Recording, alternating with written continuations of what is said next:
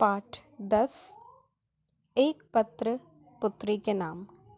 ये पत्र पंडित जवाहरलाल नेहरू अपनी बेटी इंदिरा को संबोधित करते हुए लिख रहे हैं।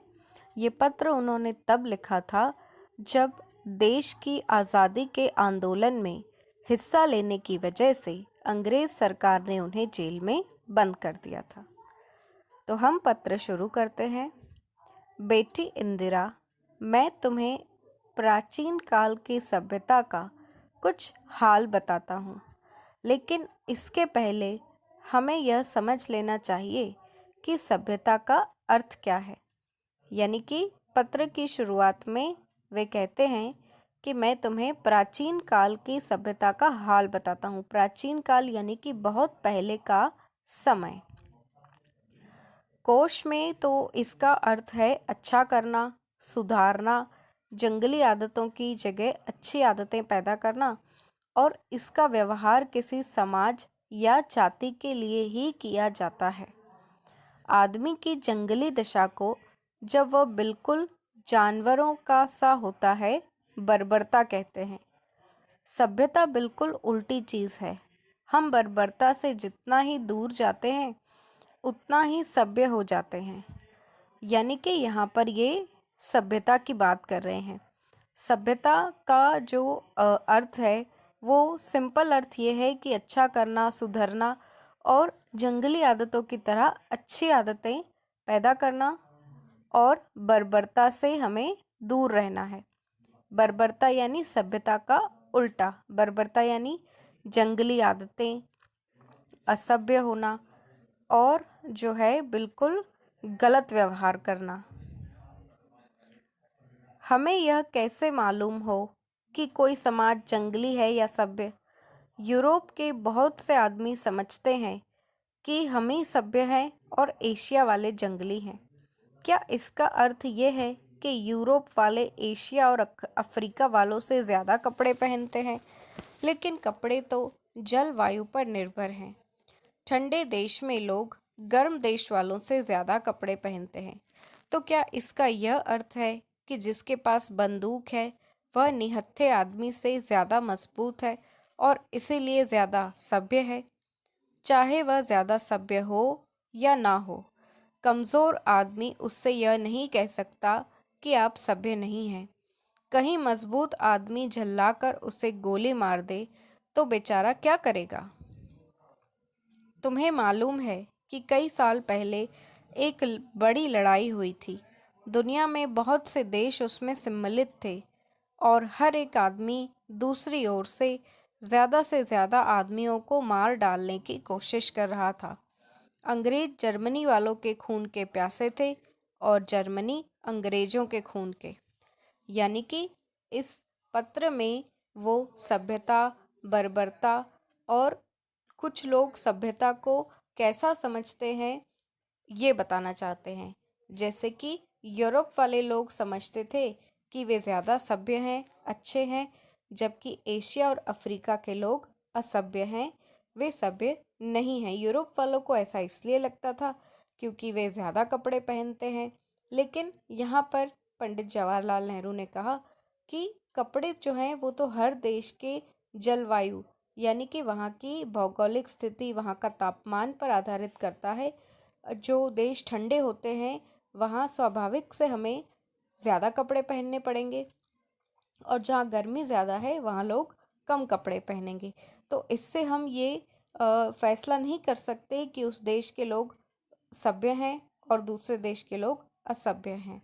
और ये बिल्कुल ऐसा है कि जैसे किसी बंदूक वाले आदमी जो है वो निहत्थे आदमी को जो है वो कमज़ोर समझे और उसे उस पर अत्याचार करे। और कई साल पहले जो कोई एक लड़ाई हुई थी अंग्रेज़ों के बीच और जर्मन लोगों के बीच, यहाँ पर उस लड़ाई का जिक्र किया गया है।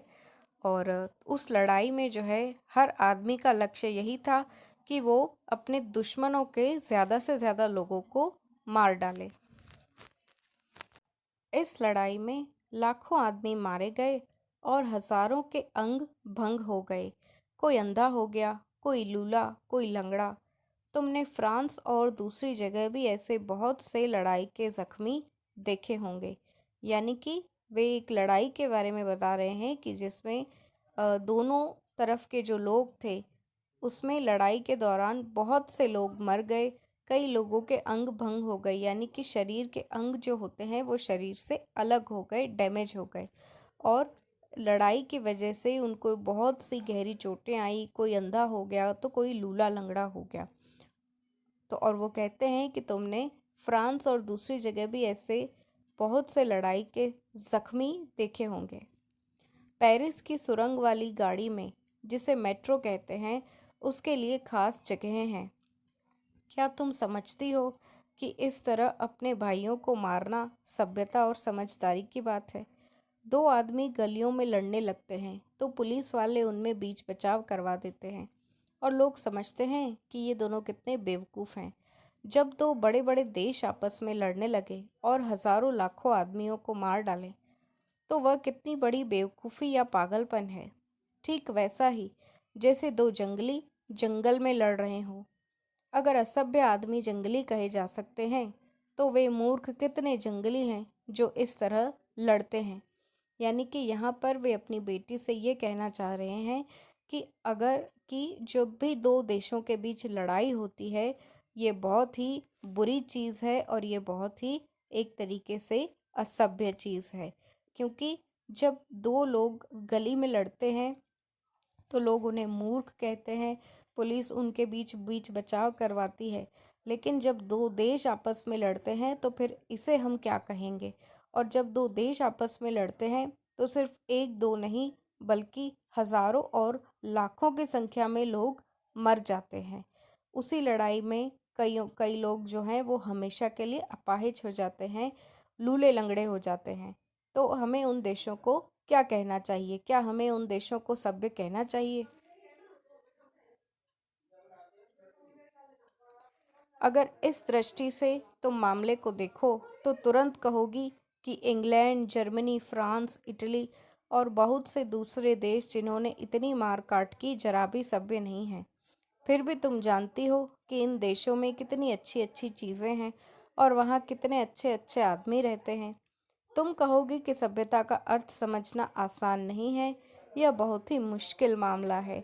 अच्छी अच्छी इमारतें, अच्छी अच्छी तस्वीरें और किताबें और तरह तरह की दूसरी और सुंदर वस्तुएं अवश्य ही सभ्यता की पहचान है।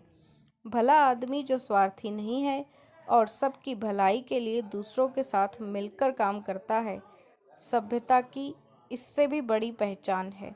मिलकर काम करना अकेले काम करने से अच्छा है और सबकी भलाई के लिए एक साथ मिलकर काम करना सबसे अच्छी बात है।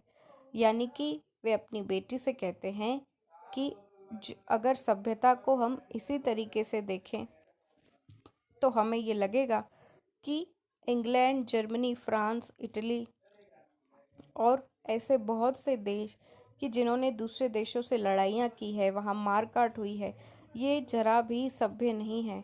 लेकिन फिर भी जो है वहाँ पे कई अच्छाइयाँ भी हैं, वहाँ पे कुछ अच्छे लोग रहते हैं, अच्छी चीज़ें हैं। तो हम फिर क्या कैसे समझेंगे कि सभ्यता क्या है? और ऐसा भी है कि सभ्यता का अर्थ समझना आसान नहीं है, ये थोड़ा मुश्किल भी है।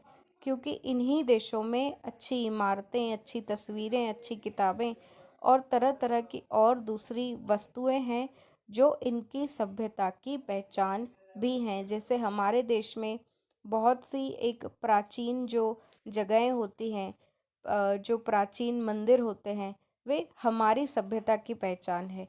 उसी तरीके से इन देशों के अंदर जो इमारतें हैं, इनकी जो किताबें हैं, इनके और जो दूसरी सुंदर जगह हैं इन देशों के अंदर, वे कहीं ना कहीं इनकी सभ्यता की पहचान है। और इसके अलावा वे अपनी बेटी से कहते हैं कि मिलकर काम करना जो है वो अकेले काम करने से अच्छा है और ये जो है इसी में सबकी भलाई है। और आखिर में उन्होंने लिखा है, तुम्हारे पिता जवाहरलाल नेहरू।